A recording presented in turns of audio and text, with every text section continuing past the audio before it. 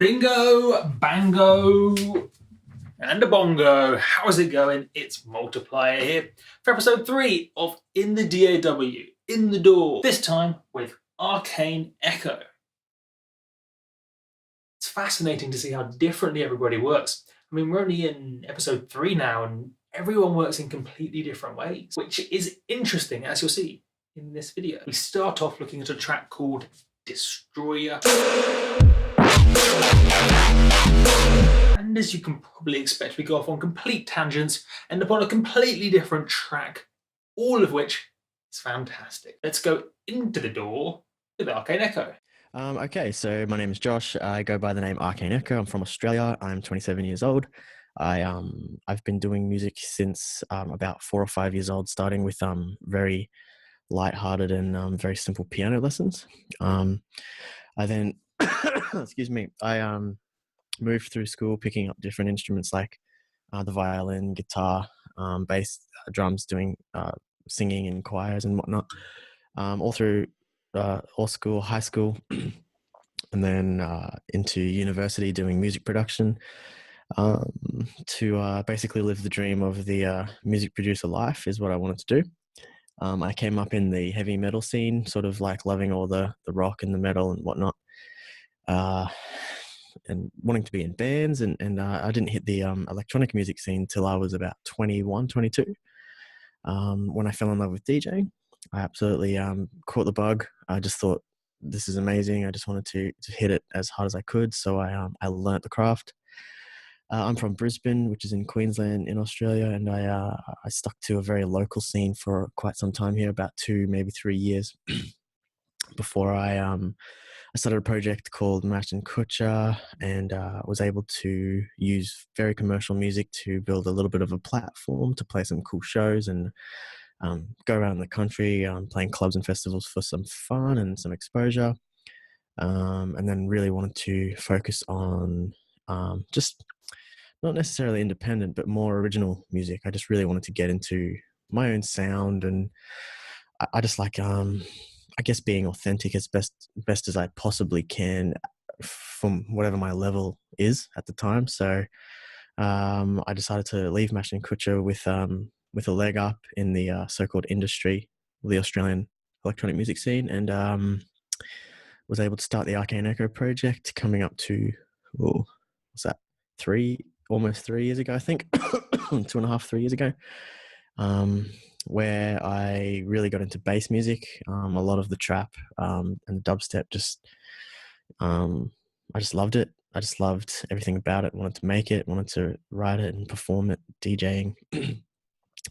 So I did, and then I got into using those launch pads and machine pads to make beats for original music, and then just cutting up other people's songs, making remixes, and excuse me, and then flips and a whole bunch of different things. Started off for some fun, and then the videos got a little bit of a bump, so I thought, run with this for a little while, and I was able to build a lovely platform again for my name, for Arcane Echo Project. And lately I've just been getting really into just writing the best music I could possibly do, and that's had hints of everything from metal to classical to movie scores to hip hop and R&B. I'm really getting back into like hip hop and R&B at the moment as well. And I've actually just started singing on my own tracks. I've actually finally become confident enough to give that a crack. Thank you, Melodyne. But basically, I haven't been confident enough to do that since ever, and lately have been experimenting. So, which is incredible. He showed me the other day. It's super, super cool. Oh yeah, thanks, man. So yeah, I just I guess the Arcane Echo project is just me doing me, whatever I feel at the time. There's no expectations. I am lucky enough to do this full time for a living. I love it. I wouldn't trade it for anything in the world. I honestly, I wake up whenever I wake up each day. I'm sorry for sleeping through your guys' interview the other day. I know I did that terribly, but yeah, I wake up and sit in my little makeshift studio every day and just I absolutely love it. And that's I just do what I feel, and that's what I guess anyone should do. And yeah, that's me. You know what? Everyone's different, right? So personally, there's 3 of us here in this chat, And I could say that if all three of us would have completely different opinions on the entire scene, not just goals and aspirations, but just like as a whole about what we've learned, where we've come from. I'm 27 years old, so I'm surrounded by 20, 21-year-olds who are coming into the scene fresh and wide-eyed. And they're loving, everyone's, like, as I said, has got different aspirations and whatnot. So personally, I'd say that I would hope and I would have so much admiration for anyone in the scene coming into the scene or been in it for 10, 20 years, who cares? Like anyone within the whole world of electronic music or any kind of music, just the whole art world, to be authentic as possible. But in saying that, it can sometimes suit and just, I know firsthand that people love perhaps following trends or perhaps doing what is pop culture and what is hot. It's not necessarily always about just doing what it takes to make it.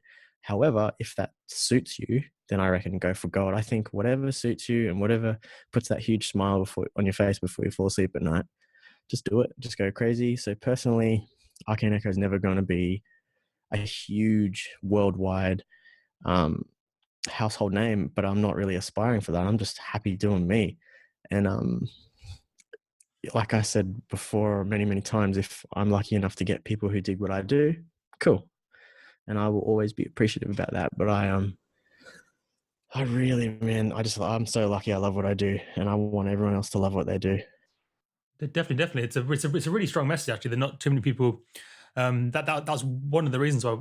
By the way, that I really liked your EDM podcast, because it's kind of talking about kind of goals and aspirations and what you want out of the industry, but in a way that's different to what everyone seems to kind of like not really explicitly, but almost like implicitly strive towards. So yeah, it's a really good thing. Well, there's that top tier. There's that top maybe 5 or 10% of the artists who, all the blogs, all the podcasts, everyone follows the major lasers, the chain smokers, the Skrillexes. All there's like a top percent, which you could say 99% of people. I want to be like this. I want to have that success. I want to play at Las Vegas and Ultra and all that, and that's cool.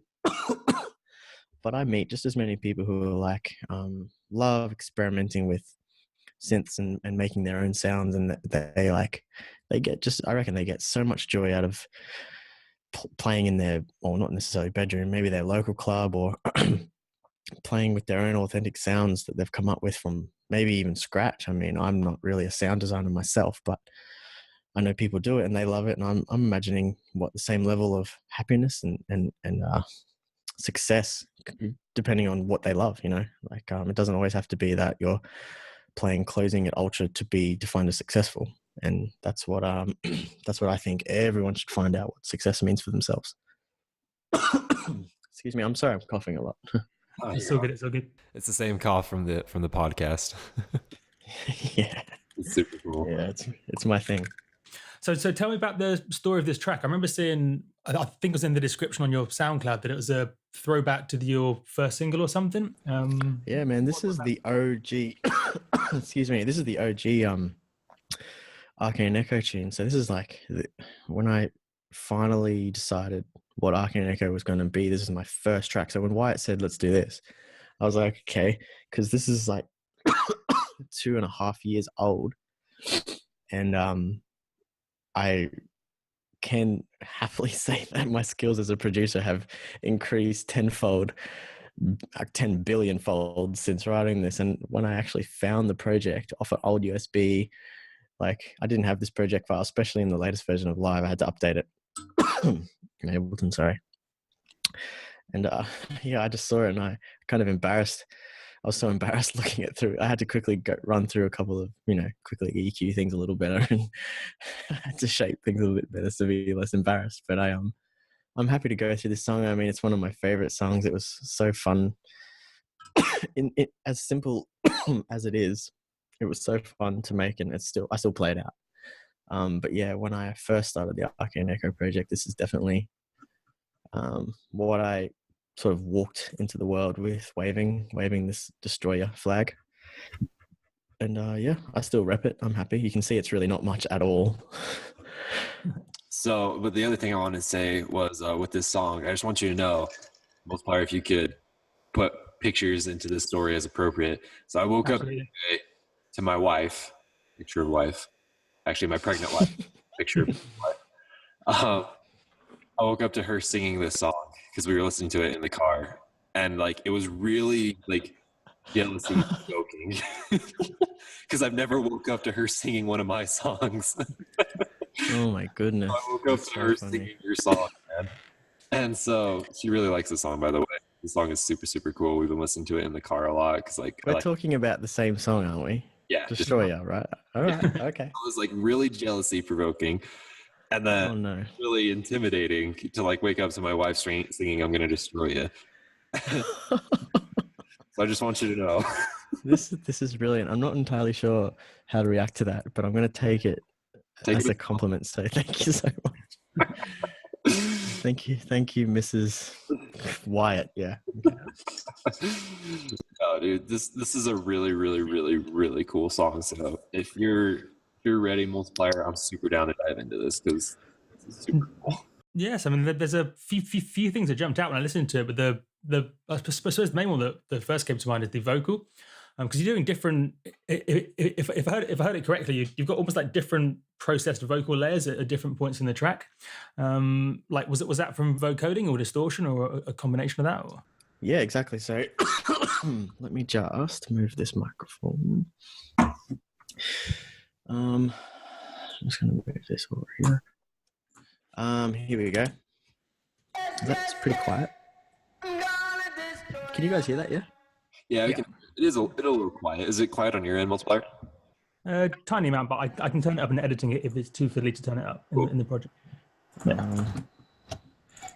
I'll just cheat really quick. Hang on, I just got to move this camera out of the way. Let me break it for you. There you go.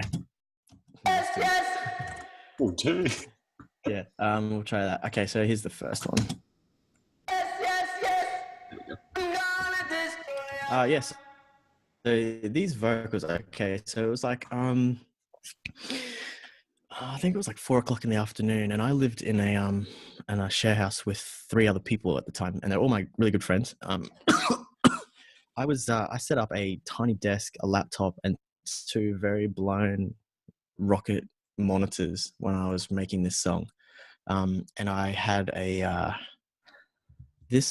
all these vocals were recorded through my old iPhone actually, where so it is my voice, and I put on I downloaded some raster kind of vocal pack, and I was going through it because I thought, oh, this is the sound of dubstep and really cool, but I couldn't find anything that suited. And this was a freestyle, so the whole yes yes yes thing here, that was just freestyle. The yes yes yes was freestyle, and then I hummed out the melody of whatnot, and I liked the I had already written the music, the drop and whatnot, and I knew it was an aggressive sound, so I thought the lyrics had to match. But as I said before, I wasn't really confident. It's not really singing. I think it's more of a chant. So when I did it, I kept it as simple as possible, but I just knew I had to cover it with effects. There's not too much on it at all, and it's all Ableton, except for Sausage Fattener, but that's pretty much Ableton. Yeah. Yours? Sorry? Are these vocals yours? Yeah, that's me yelling into my phone. To be honest, I can see how it's very much like it's smashed, very flat. I didn't realize that was you. This is an iPhone 4. Yeah. Very high pitched. I was just screaming into a phone, really. So, question for you. Oh, this is just. I think. Yeah. So there's been a couple times that you and we've checked out some of your songs, and you said that you've recorded this or that with your phone. I found that when I do that with my phone, things come out just like extremely thin. How do you prevent that, or how do you fix that? You know what I mean? I'd say it'd be these ones. Make it warm with synths down here. Vocoder here. So there's that one there. Oh, this one here. Which is this one here. This is it's just I'm pretty sure it's massive. No, it's not. It's not even. It's Ableton. Oh man. at all. And then just Ableton, and then I just chuck them through a vocoder, and that makes it warm. And I guess well, I've already gotten rid of all the bottom end, but together, I guess it just fills it out. It's all about layering, making them stacks. The iPhone is horrible, so this is actually really cool. Well, yeah, I just didn't have any gear. Well, this one here keeps all the bottom end, which is just this here. And I just kept it flat because I wanted the sound, like the intonations of the rest of the words here to fill the gaps. So all these gaps here, I just wanted them to be filled. So I just kept this flat all the way through the whole verse. Obviously cut all the bottom end. And yeah. So, this is what I understand. So this is you doing a Jamaican accent. This is an Australian producer. I am very white. Yes, I am very white, except for my tattoos. Dude, I had no idea. For some reason, I just thought this was like a vocal sample off Splice, but I guess Splice wasn't around back then. No, not at all. Yeah, this is just completely. So, yeah, raw would be. You want to see me today? I'm just screaming into the phone, That's so insane. which actually brings a natural distortion in itself. Yeah. Really cool. It doesn't even sound good, but you just chuck on the basics and then you get that room and chorus effect, I guess. So the vocals were just definitely different layers compared to like the start here with this vocoder at the bottom. Really high, I guess it's really a high register, all these, but I thought better bring it down for the verse for here. I just thought keep it flat, keep it in key instead of changing the notes per what I was singing, and let the actual raw vocals do the same. This one underneath is just effects. Super wet here on this delay. And that just carries out throughout. Yeah, it's not even, it's just, it's not even that good, I kind of think now, but yeah, it did the job. It did the job. So yeah, that's the vocals. Awesome. Yeah, I mean, it's certainly sounded really good to me. So it's always refreshing when you hear a cool sound coming out of only like 4 or 5 layers instead of a giant like crazy stack. Yeah, totally. And it's it was just 2 vocoders and hella natural distortion from a pretty average iPhone at the time. How did you do that main? I suppose you might call it a bass or a lead or something. The main noise on the drop. Yeah, is that what you're talking about? The drop. Yeah, so that's this one here. Drop sound, yeah. So the drop as a whole sounds like this. So yes, I'm gonna destroy ya.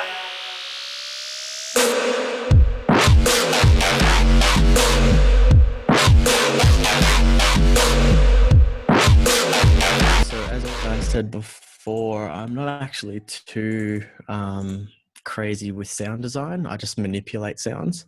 So the OG is, let me have a quickly remember. I think it's, Spadman. That's it. That's the sample. So I drag the audio in and I make a pattern with it depending on sort of what I want to do. So I just drag it out into the pattern. And then I'll just glue that all together, for example. And then once I had made the pattern, I dragged it into this sampler down here. The sample by itself wasn't enough because of the one note, so I just changed the pitch bend just here to bend it up. So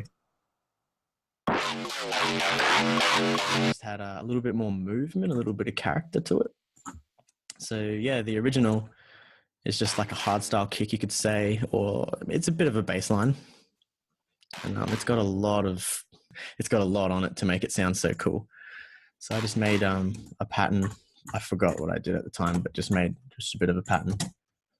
And then once I glued that together with the kick like that, I just dragged it into a sampler, an Ableton sampler here, and I knew it was flat. So yeah, I just put some pitch bend on it, super pitch bend to make it really dancey. That's the trick, and a little bit of EQ, and that was it. I was happy to make that. Really, really tasteful. Like I'm really impressed about how. Now is that pitch bend? Because that's not coming from the transposition. What's called thing. That's actually coming from the pitch bend from the sampler, right? Yeah. So the whole thing was flat. You get except for like a couple, I think. The original thing was just like bum bum bum. Yeah. So I just added the whips, and it gets quicker here because it's the MIDI pitch bend speeds up the notes. Yeah, I just thought it was good enough to repeat. Oh, it's so. Yeah, and then again and again and again times two. Yeah. But I love how simple it is. yeah. That's actually a really, really, really cool technique, because you're right. Most of the time it's like, oh, you have to spend 14 hours designing 17 gigabytes worth of sound. And then you go through and grab the ones that you like the most. And then you throw all those away and make new ones. And then those are the ones you actually use in your song, where you're like, screw it, here's a cool sample. I'm going to make a cool rhythm out of it. I'm going to throw it into a sampler. I'm going to pitch bend it. Voila. You know what I mean? Like, it looks like it's super dope, dude. There's no denying it's super dope. Keep in mind, it's 2.5 years old, this production. So I've added a little bit cool, to my repertoire since. No one is going to listen to this song and be like, this is a super cool song. And then find out how you did it and be like, this is a super stupid song because he didn't design the sound. You know what I mean? Like, it's dope. Well, I just know. I have a lot of friends that do the most epic sound design. Like, actually, let me see if I can find this real quick. Ready? This is gonna. In your samples on the side where it says Dragon Ball Z, King Kai, and Goku, can we please play that? I want to know what it is. Sure. It's a scene from Dragon Ball Z episode maybe 2 or 3. You really mean it? Oh. Well, of course. Like first. My heart is so full right now. Yeah, joke battle off YouTube, ripped it off YouTube, and there's a lot of sounds in here that you won't get in any sample packs ever, that if you reverse and change the pitch, it's just an amazing, and just little maybe hit. Come on, I'm not a comedian. There's nothing crazy, it's just a scene from Dragon Ball Z, the cartoon. Yeah. I've never been this proud of you before in my whole life. Dude, like, Dragon Ball Z is so close to my heart. Like, this is awesome. That's so funny. Yeah, Let me see if I can find this. I was just going to thank you for this, actually. Oh, I remember that back. Yeah, that's a Yeah, it's that's huge. pretty old school. Yeah, it's a massive, massive pack, and yeah, I go through it quite often. So cheers. Nice one, thank you. Yeah, so basically, I've changed. I mean, my argument would be that there are so many, there's billions of producers out there who could have made this sound from scratch, and like who do, and they're amazing. And I'm only so much of a producer. I'm a bedroom producer. I taught myself off YouTube videos. So I make music for fun, and there's so many people out there who do it for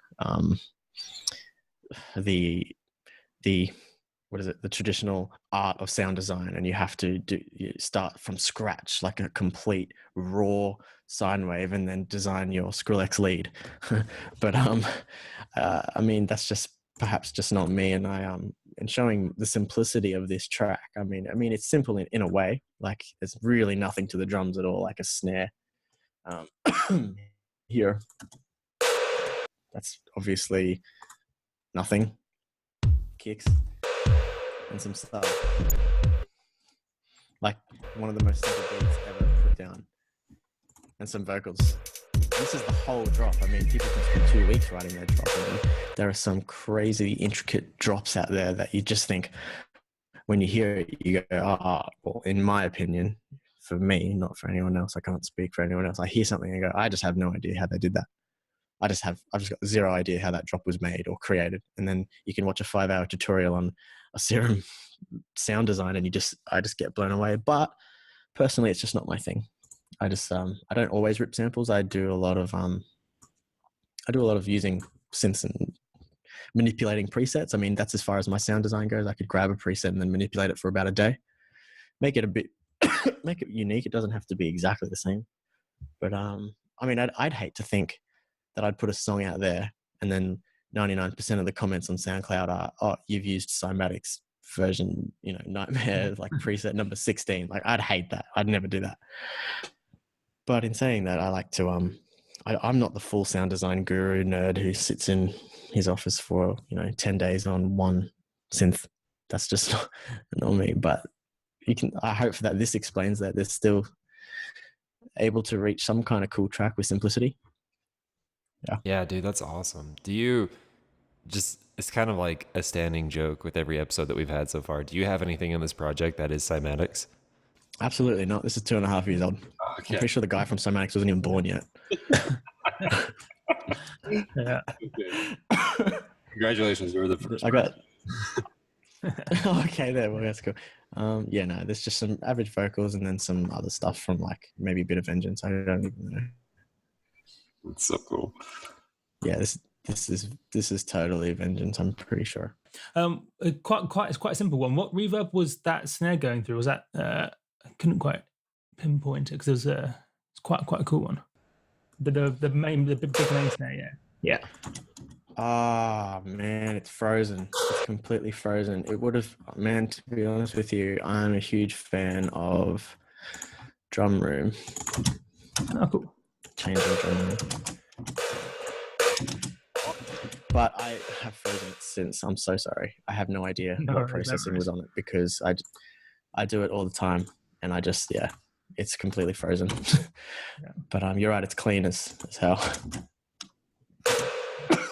But I always use the reverb here. Nice one. And sorry, do you find you normally use multiple reverbs or always just the one reverb in a track? Or? No, definitely. I am okay. So this is a question I get a lot, and this is actually what I got last time I did a video with you, Wyatt. How come I individualize everything, including drums? I don't do grouping. I don't bounce anything. I don't use A and B, reverb or delay. I like to individualize everything. I think that multiple reverbs is kind of important. I mean, what I use on, do you mean like that's this snare compared to this snare sort of thing? Is that what you mean? Yeah, definitely. Or, yeah, so like, I think of, that's OG, that's pretty raw. I'd say vocals would be something I'd focus on. Yeah. I mean, look, this isn't even done properly. I should have done this. Yeah, I mean, that's this preset. Man, this is 2.5 years old. How embarrassing. I individualize everything. So I use, if I was to do this again, I'd probably put on like a reverb and I like the simple delay a lot. I like how wide it gets. I love, or maybe, like a little bit. Yeah, that's a bit better there. I mean, I know it's already frozen there, but I use multiple delays, but I individualize everything. I think this should be different to every other sound in the track, in the whole track. If I use, I should show you another project. I'll get to another project perhaps like towards the end of this, but something with a bit more complicated, a bit more complex. But yeah, definitely use different reverbs aside from this being the same one. But yeah, I change the delay all the time.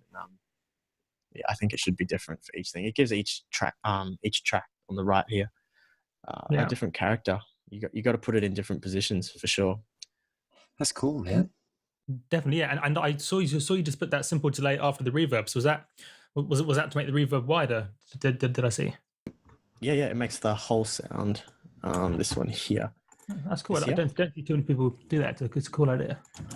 Well, it's completely wide. So on the left here, it's 6 milliseconds after and 12, and it's 100% either side. I mean, you can do the same. You could do the absolute same thing. I just copied them. So go here to the right, to the left. Whoops, to the left. You obviously have to change the volume, and I put that 12 milliseconds behind, and suddenly you've got a really wide sound. You fix the EQ and bring them down, then now you're talking. unfortunately. So because it is Zoom, it's only coming through mono. But I trust. I can cut in the full quality version just as a reference. So it's all good. Yeah, totally. Well, I think it's almost as important to do a stereo mix and sound design as it is what you're doing with the drums or with any of the sound. I think it needs to be wide. I mean, all the chords in electronic music, they're not flat. I mean, the only thing that should be flat is bottom end, and that's about it. Awesome, dude. Got anything else? As a rule of thumb. Ask or say more player?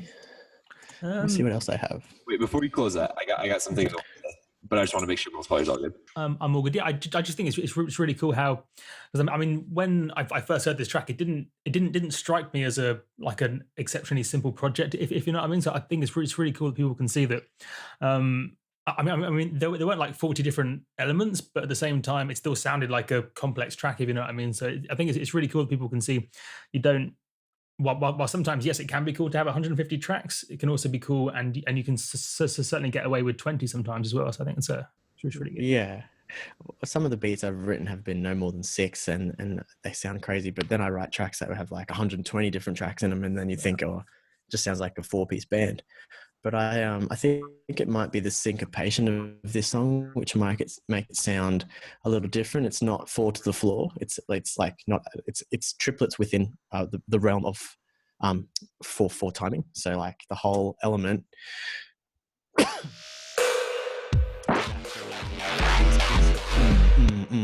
And then mimicked by the sub at the bottom is actually a weird syncopation that doesn't suit what people are used to hearing. And that might create a level of difficulty, which you might just assume goes into like a difficult project. But it's 1, 2, 3, 4 sounds. That's insane. I never thought about that before. And you're probably like the first person that uses triplets religiously that I've ever met. You know, many projects that you've shown me, I'm like, that's a triplet, that's freaking sick. I feel like that's something that's not used or underused, I should say, extremely, you know? I just love it. I just love that triplets, and I love syncopation. Done properly. Not that I'm the only one who does it properly. I just like it. Yeah. That's super cool, man. We have a standing, not rule, but standing tradition on the show where, you know, once we kind of more or less get done with the questions with everything, we ask you, would you like us to give you our feedback on the song and kind of tell you what we think about it? You know what? Let me open something different. Let me see. Yeah, maybe something that's a little bit more current might be a little bit better. Man, where can I find something that is just cool? I just want to show you some like cool songs. I loved what you showed on the EDM broadcast, man. Like the whole bass orchestral thing. Like that thing was really, really cool. Let me have a quick little look. That would be, what did I call it? I think I might have called it electro. Is it electro? I'm so bad at this. Is so messy. That looks much more organized than most people's projects, to be honest. Like normally it's like dubstep 10. Oh, yeah.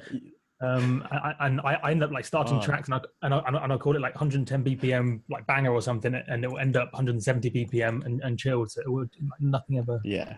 Matches up on. This is my other one. That sort of stuff. It's so. Yeah. Oh yeah. I'll just see if you might be able to edit how long it takes me to get through this, but I'll see if I can find that one. I think it might be Hard Dance. Is it Hard Dance or House? No. Dope AF. So, I mean, I don't even know what that is, honestly. Yeah. hard Screech Takata Festival, like that. Why did I open the project in front of you last time? War Anthem. Did. But I was also playing with a screwdriver, so I don't know if I saw it. Let's see if this one I don't know if I saw that last time, but I was like playing with a screwdriver the whole time. Oh, I missed that. Hey, I've misplaced my mic stand, so currently my USB microphone is sitting in a shoe at the moment, and I'm leaning towards it. So I've seen both of what you guys are using, and I'm just looking at my shoe, thinking, "Wow, I think I think that's what Dave Pensado does on Pensado's place. He uses the shoe to bounce his mic. Yeah, it's good. All right, let's see if this is a bit more appropriate, shall we? Let me get rid of this. What is this? Whoa! Now we're talking. Ah, yeah. All right. This is yeah. Yeah. All right. This is my MIDI for the orchestra at the top. So there's my left. I mean my right and my left, and there's my 12 millisecond delay to make it wide that you can't hear. And then so there's my top melody here. Nothing crazy, and then the bottom end, brass and strings. Really simple notes that you can see here in the MIDI, exactly the same. And I've got my Batman strings down here. Batman being, they sound like this. Every Dark Knight movie ever starts with this for like 5 minutes. And I think it's awesome. And then orchestral hit, which is a sample. Brass and a choir, and I think it sounds just lovely.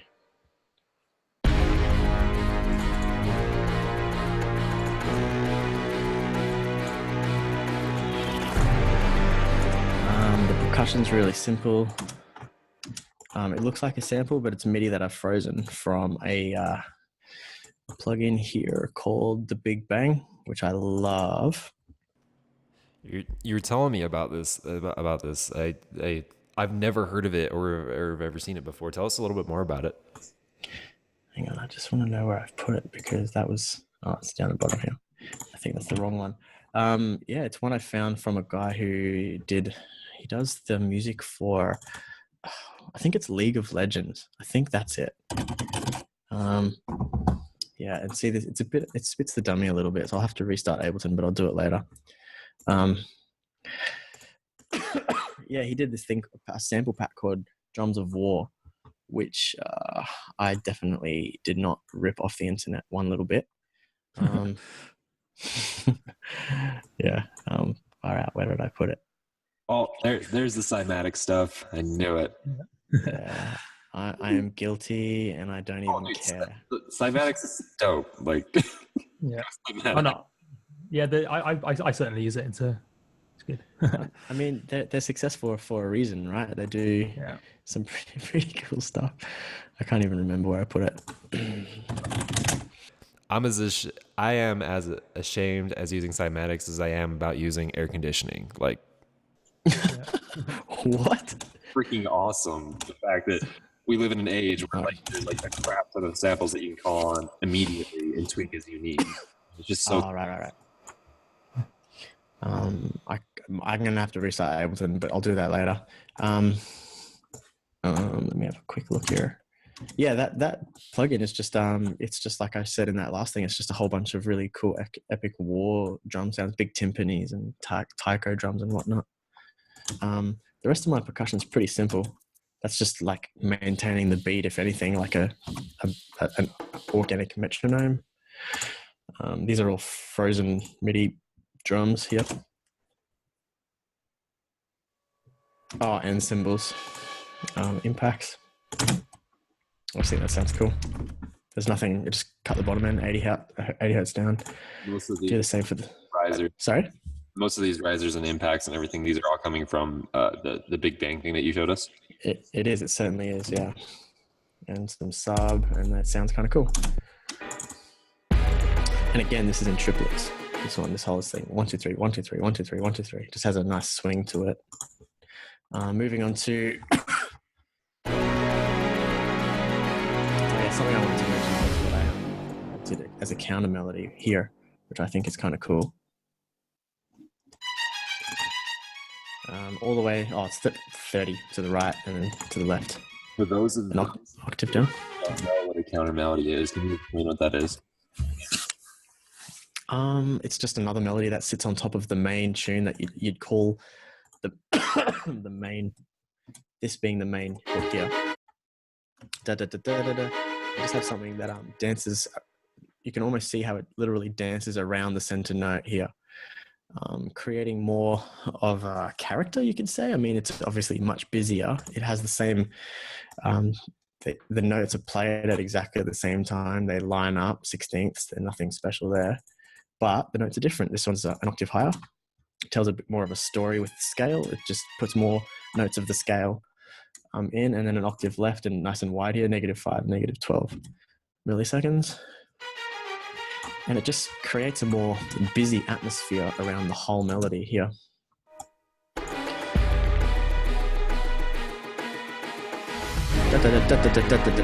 Which lines up here with the shakers. Everything's the same intonations. It's the same timing. Just swings and swings and swings all the way through.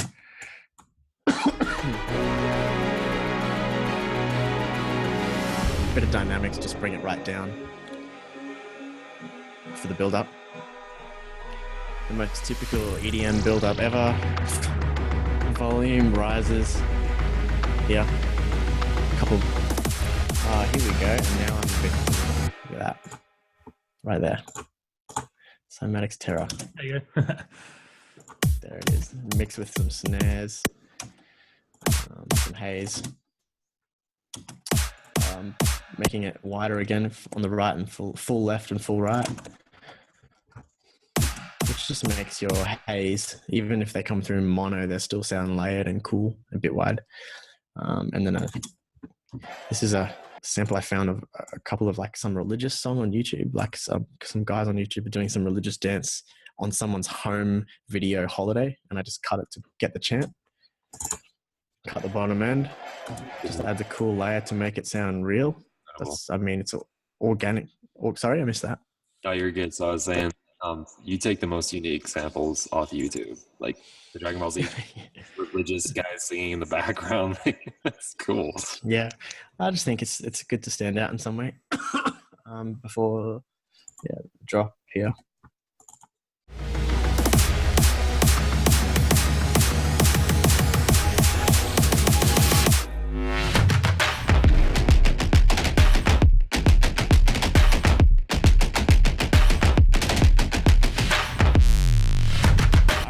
Fills are just as important as what the synths are doing.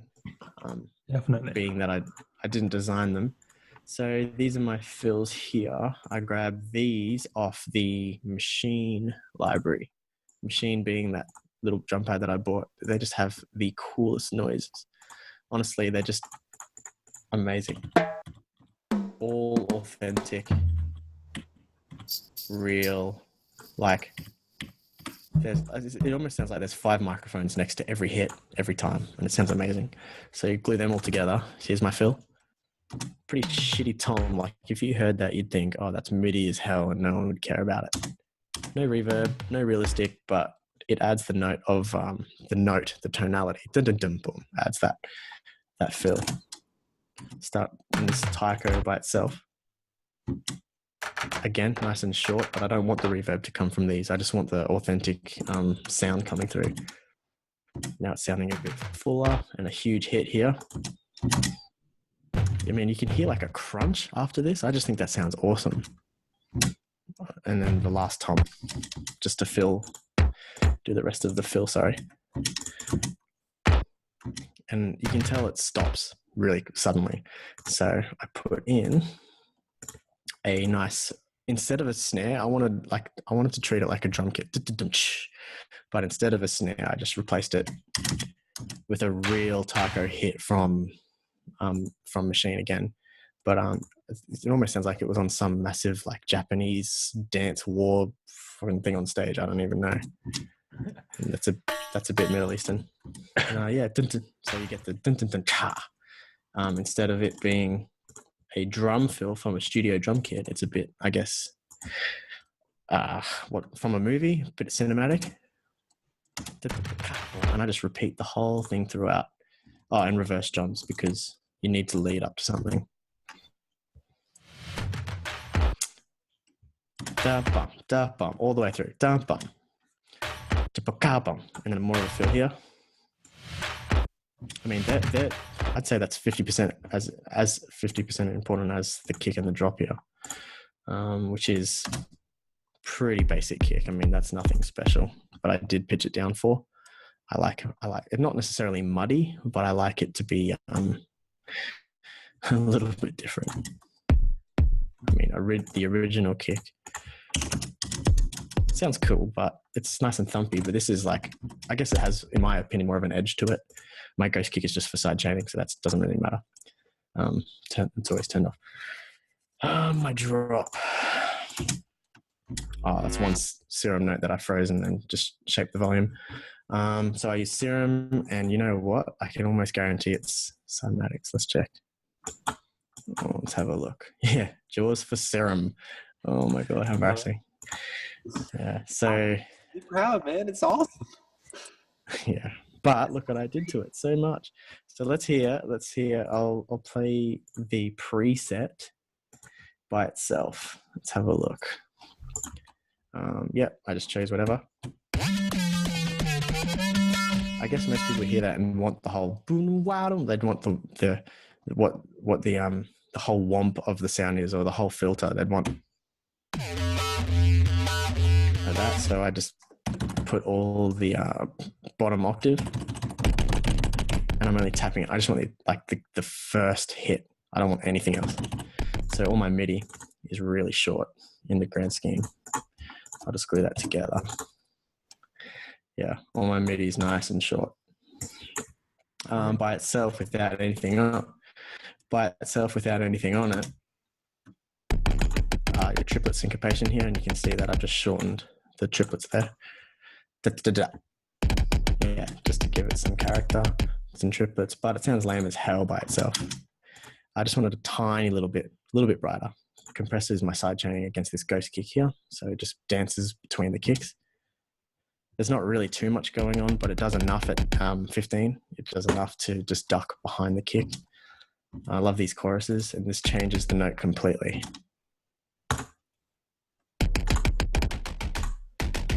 Like, it's a completely new sound now.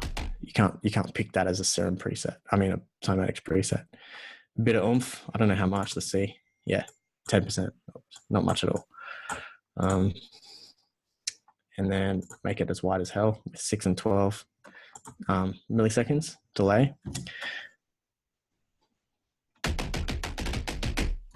And that's dry.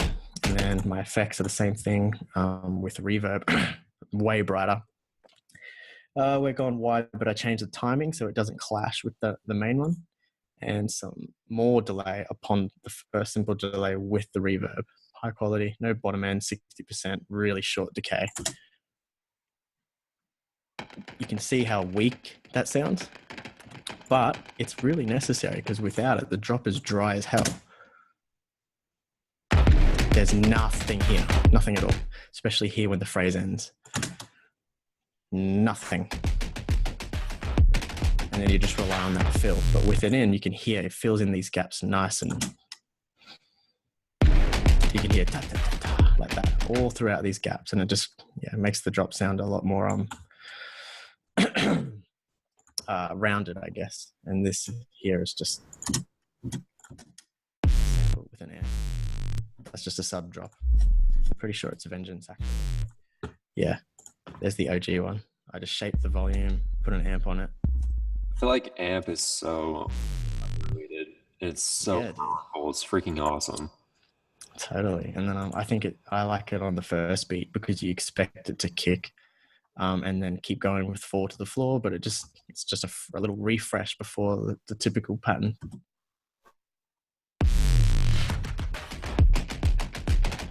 That's pretty much a breakdown of the drop. Okay, so what I did, this song actually took a while to write. I'd say the whole idea was out in about 5 hours, and then like here, this took me about 4 or 5 hours. And then I usually sleep on it, and I remember hearing just this build up, and it literally went to nothing but a kick. And you're right, that this idea took a little while. I had a bunch of hard, trappy, screechy sounds originally, but I just knew that I wanted it to feel like, in my head, I wanted it to feel like it was still a scene from Lord of the Rings, like still a fight, but all of a sudden it was based in the movie The Matrix. So I just I thought keeping everything. I like to keep everything especially for this track. There's a lot of low end. I mean, everything's real deep and dark, and that's kind of the point. I mean, I think it's about keeping the same atmosphere throughout, so that it doesn't sound like two completely different songs glued together. This is all what I'd call cinematic orchestra-ish kind of melody. And the drums are the same all throughout. They're all those big, huge war drums. And that obviously ties it together. There's no synths. There's no like new age sort of stuff up here at all, except for like a sub drop. Just like, yeah, just this one here. It's the only thing that's, I guess you could call new age. And then moving into the new age here, keep those war drums, keep the timing, but keep it all deep and dark. Keep it all like a response to this call. If this was the call, and it's like, I want to know what's going on, and you want to say what's going on, it's like, we'll keep it in the same tonality of the deep and dark atmosphere. I reckon that's kind of the best way I could explain that it would sort of transition with this build up. Oh, and having this like all orchestral and percussion being so organic. The only thing I can sort of, I think it's this impact here, is it? That's pretty electric. Fall Down Bubble from practically any Major Lazer song would be the introduction of, oh, it's electronic music, and then straight into electronic drums with no mucking around. One tiny reverse here. It's just like suddenly we're at a festival instead of watching a movie. Just like between there and there. And yeah, I reckon that's how I was able to tie it together. Okay, the biggest problem I had with this song was this sample here, which is an actual song. I'm just going to get rid of that. Here, Egyptian horns. I got a filter. You can see that coming up here. So it's going from nothing to something. This right here. I did change the pitch and I have frozen it since, but it is actually the exact sample that RL Grime uses for chord. So I was like, oh, it's a different key, and he's used a different section, but they're the same horns that he ripped from literally the song Egyptian Empire. I mean, the horn track from Egyptian Empire. He grabbed the same intro. I've had this forever. I just thought it was so cool. Like I picture the movie Gladiator sort of when I just hear that. I think it's just so cool and raw. I got this going on, so we'll get rid of that, get rid of that. And all he did was, and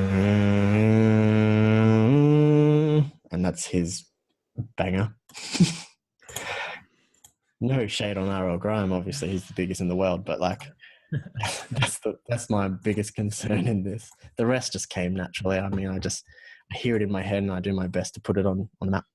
As far as like me giving you any feedback on this, the only thing I can really say is this is amazing. Like this is really, really cool. I have nothing to criticize you on, like really, just because like I'm starting to see this a little bit more, and I feel like as time goes on, what you're doing like with like this orchestral cinematic bass crossover or electronic music crossover, whatever you want to call it, I feel like it's gonna become more and more popular over the years just because it's so cool. Like it's such a good idea, you know what I mean? I really, really like it. Well, I don't mean to break your heart so much, but I don't actually plan on ever releasing this track. Oh, I wrote it and I love it playing it, but as for do you remember that track I showed you the other day? well, with the Spanish guitar, you singing. No, not the Spanish guitar. That's not a thing. Dude, that was dope though. It's on here. I'm just going to play the chorus really quick. This song here, this is actually the direction that the Arcane Echo project is headed. It's not finished, so it's just a rough draft. I'm just going to play the chorus, and then you'll see why I can't release something like this and then this in the same world. I mean, I could, but it'll confuse all the other people who are even close to interested. At the moment, I don't have too many people interested at all. But with this kind of stuff, I mean, it's hip hop, it's pure hip hop, and I love writing it. I really do. I love writing it just as much as I love writing this. Performance based, I'm lucky enough to do a whole bunch of shows where I get to sit in front of a crowd, and I want to keep them just as happy. And that's where I think this comes in. So this would be the chorus and the verse, intro. I know what you did, I watch you do, I know where you've been, and I've been told about you. Say what you want, we all know about you, and we don't give a fuck about you. We don't give a fuck about you. You can say what you want to say, do what you want, kill it, do it again. You ain't no boss, bitch, boss killer. We don't give a fuck about you. So you were wearing a blindfold and said, we're showing this drop, and then we're showing the other one. Would you think they're all the same thing? They're definitely not, yeah. So this isn't in a producing sense. I mean, this video is based on producing and songwriting, but in a marketing sense, in a PR sense, the Arcane Echo brand has to have some consistency, and I've been lucky enough to have a career, as you can see here, based on trap, pretty much, primarily trap and dubstep for, what is it, Destroyers, 2.5 years. So it's all trap and trap and trap and trap. So I'm just converting my career into a little bit more artist based, a little bit more hip hop, being a performance of not just heavy trap songs, so to speak. Which doesn't mean I won't stop making this. I love writing this, and I play it in shows. Honestly, it was the intro to one of my. It's the intro to one of my shows, so I think it still goes well. But release-wise, I'm not entirely sure. No, dude, that's totally cool. Okay, in that case, then, since I don't have any feedback on this, just because on this specific track, just because it's so amazing, what I do have is for on your hip hop side, because I've been rapping for about 10 years, so like that's something that I've like really tried to like deconstruct and figure it out. So the only thing that I have to say about that, because you're kind of, like in that one, you're kind of doing the rapping thing, but you're kind of doing the singing thing, which is super cool. Like I love that so much. My only thing that I can say about that, actually two things I can say about that. One of them is like a practicing thing. So here's a cool little tip that I tell people. If you can rap a song at 16th notes, you can rap it at any interval, basically. So what you were singing there, what you were singing, rapping there, it wasn't 16th notes, which is totally cool. But I tell people this all the time. It's really not that hard to rap. If you can do anything at like Tech 9 style, where it's just like 16th notes, you can rap anything at all. You know what I mean? That's a really good idea. That's really cool. Yeah. And, if you can play the piano blindfolded, you can play the piano anytime. You know what I mean? Yeah, that's really cool. And I think I might give that a crack. Yeah. Cool, man. And that you increase is a lyricist, and also like is the skill, makes your flow clear. Not that your flow is not clear at all. It's extremely clear. It's just a nice little tip I like to give people that are like getting into that, just because it helps out a lot. Number two, totally. And the second thing I want to say for workflow, which I don't feel like you needed in this, it's just a cool little tip, and whether you know about it or not. Have you ever used Vocoder before? No, I'm not sure what that is. Yes. Okay. So Vocoder is an insane plugin. It's made by SynchroArts, I believe.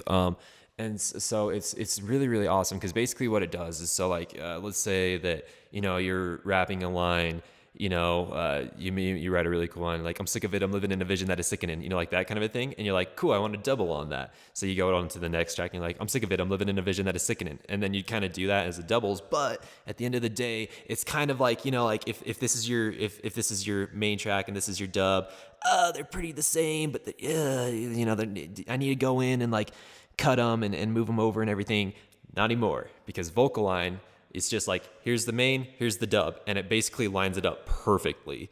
But because nothing can, because, you can never do the exact same performance twice, it lines them up timing-wise, but tone-wise, it creates it a really good double, if you will. So for rapping, this is insane. Like, it's unbelievable. Does that make sense? Yeah, totally. That sounds awesome. Yeah, dude, it's amazing. Highly encouraged. It works really, really good for like singing vocals. So you don't have to go in and like change the timing and everything and cut things up and move them. You know what I mean? Yeah, totally. I reckon I'll definitely have a look. Yeah. Cool. Other than that, so I got any other feedback things for him, multiplier? I suppose, yeah, the only thing, because I think, when I first heard this track, I think it was on that EDM Prod podcast. No, even though I mentioned that a whole bunch of times now, but I was actually listening to it through my phone speaker, and I know the track's not really designed to be played back through like a tiny iPhone speaker, but I found the drop section only really kind of got me super excited when I heard it again through big speakers, which I'm sure is entirely natural based on where you're supposed to hear the track. But yeah, if there's any sort of like production things you can throw in just to make it also translate through the tiniest of speakers, it could be cool. But I must admit, I can't think of any really easy ways apart from just throwing almost like changing some of the sounds potentially. But yeah, that was just one thing I did notice, because the intro sounded really cool through the phone speaker still. Yeah, totally. Yeah. I think it's much higher tonality. They're all in the high octaves. There's a lot of melodies going on, and then in the drop, it'd be hard for a phone to compensate for, what is it, like between 80 and maybe 200 hertz. And I think, if not like 120 upwards, it's like you lose like pretty much all the low ends. I think if I remember correctly, I think I lost all the body from the kick. Like you heard all the high frequencies and stuff, but then you lost all. Okay. So you lost all the body of the kicks. So all of a sudden, it kind of felt like half the track was missing, even though I knew, obviously, because I know about production, that there should be a kick there. But then totally. the whole of the kick body was lost. But as I say, for a track in the club, that's never an issue. It's just purely for phones and stuff. Well, I mean, when you release a track, being an artist and wanting to put a track out to the world, I'd assume that 70% of them are listening to it through phones or iPhone or a laptop speaker firsthand anyway, and that's going to be their first impression of your track. And that's kind of unfortunate, but that's just how it is. So I think definitely I didn't listen to the track through laptops. That's probably going to be the more important test, because I think, yeah, you're right. Loads of people listen through laptops first, but not too many listen just purely through their phone speaker. So then, yeah, that would be one thing to double check, I suppose. Or car, which is just as offensive. Yeah. I personally find cars can sound wildly different. Like mine's got a really weird whole, so it's like really good from like 40 to 60, but then it's got nothing to 100. It's really strange. I don't quite know what's going on there. Oh wow, that's crazy. Which means that some songs completely fail, like just completely fail, which is really, really peculiar. And I've been completely disheartened. I remember writing a beat and thinking, I can't wait to show my friend who's got 2 subs in the boot of his car. I think I wrote it in B flat, which is just appalling key to write in for this music. And when it finally got to the bit I was excited about, it was just completely gone, just completely empty, nothing. I obviously didn't do it very well. And he's just like, oh yeah, you might want to work on it. And I remember thinking, how could it sound so good in my headphones and then so terrible in an actual system? But the world of mixing and mastering and engineering is just crazy. I mean, that's just that's another thing. Yeah.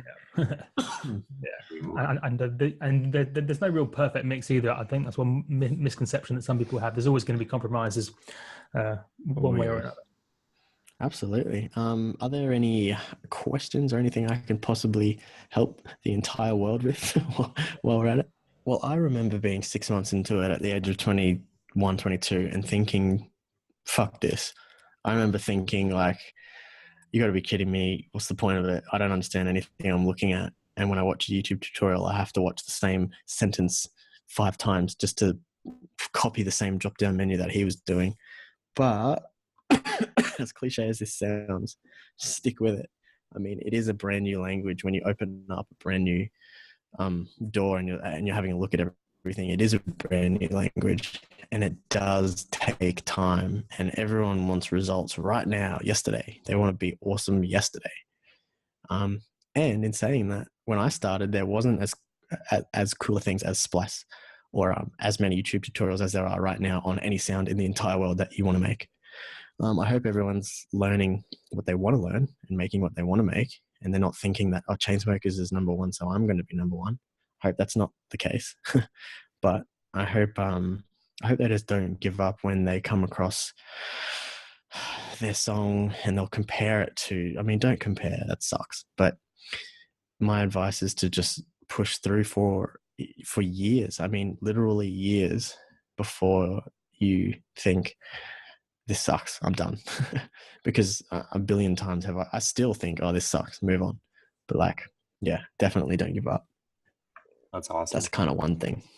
I have a final question for you before I ask the final question. The whole thing is like about not comparing. It reminded me of something that Nick Sherwink said. So Nick Sherwink, he's a teacher at Icon Collective. Shout out to Nick. He's freaking awesome. But he told me something one time. He's like, in our industry, comparing is one of the most important things, and it's also one of the most self-destructive things you can ever do. Because, so for example, we live in an industry where you have to compare all the time. Is this song as loud as this? Or how does this stand up sound design as far as this? Or how does the vocal sound? Or so on and so forth, whatever. You know what I mean? You have to compare a lot. But at the end of the day, where most people don't catch it, is you are never supposed to compare your self-worth to someone else. You know what I mean? You, as a human, you are, I know it sounds, I'm totally going into like dad cliche mode, but you are special, you are unique, you know what I mean? To say that I am more important than Multiplier or Arcane Echo or anyone is completely false, you know what I mean? It's like, it's absurd. And it's the same backwards. To say that you are more important than us is the same, you know what I mean? So comparing your self-worth, comparing your what's called your potential, it's just, it will only make you sad. It'll only make you depressed. It'll only make you pissed off. You know what I mean? Like, Totally. Well, I think you can, okay, it depends how you look at it. You can compare for inspiration. You can compare to strive. I still do that. And when I found out that The Weeknd is 1 year younger than me, I admit I got a little bit upset. But I don't. I like, this is what I was talking about at the start of this. Like, success is what you think it is, and that's so fortune cookie lame, but it's true. I agree. I mean, you can compare to strive, but if you compare to judge, I mean, that's pretty bad. I agree 100%. Now, my final question that I have for you, and this is something that we ask everyone who comes on the show. Is so let's take this session. So we've kind of spent a little bit more time in here, this orchestral bass thing we got going on here. If you could go back in time and you're sitting with yourself on like the first day that you're working on this song, what advice would future you give to past you about this song? Like, what would you tell you to avoid? What advice would you give? You know what I mean? If you could mention about this song specifically, man, I'm quite comfortable in saying nothing. I'm happy to say that I wouldn't go back and say you shouldn't do this or waste your time with this, because everything I do, I learn. And if I spent a couple hours making those screechy sounds, I learned that they suck. I mean, I wouldn't go back and say that. Don't muck around with screechy sounds, because my next project or two, I wouldn't have learnt what not to do with screechy sounds. So, I mean, I'm quite happy to say nothing. I'm okay with my learning process for this song specifically. If you talk about my whole career, then maybe that'd be a little different. But this song, I'm okay. Yeah. That's awesome. And any final words, Multiplier? No, I think that's all good. It's been a really, really, really good, nice one. Thank you. Yeah, dude. Oh, you're very welcome. Thank you for having me. Fantastic. In the door, in the DAW with Arcane Echo. As you may have noticed, the plan is to hopefully at least upload one of these every single Monday, indefinitely. So once a week on a Monday, there will be a new episode of In the Door. My name's been Multiplier.